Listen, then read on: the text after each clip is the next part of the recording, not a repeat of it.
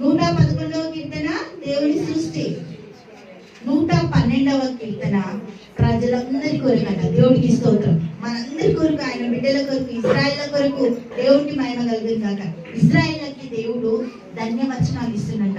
మీరు చాలా ఆశీర్వదింపబడ్డ జనాంగం. ఇజ్రాయేల్ దేవుని బిడ్డలు, దేవునికి స్తోత్రం. దేవుని బిడ్డలకి ఏ కొరత ఉండదంట, ఏ కొరత ఉండదంట. దేవుడికి మహిమ కలుగుతుంది కాక. ప్రతిదీ కూడా 100% అంట. దేవుడు కొంచెం కొంచెం ఇచ్చి ఆపలేడంట. సిలువల ఆఖరి బొట్టు వరకు కార్చినంట. ఆఖరి బొట్టు రక్తం నీ కొరకు నా కొరకు. దేవుని స్తోత్రం. ఆ రక్తం మీద ఎవరికి అధికారం లేదంట, మనకి ఇచ్చిందంట. మనకు అధికారం ఉందంట.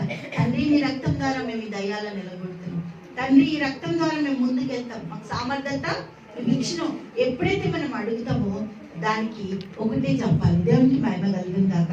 110, 111, 112లోని బెనిఫిట్స్ అన్ని మనకు వచ్చేసినట్టేనా? మరి 12వ అధ్యాయం ఒకసారి మళ్ళీ చదువు. 112వ కీర్తన అందరూ చదవండి, 7 వచనం దాకా చదవండి ఒకసారి.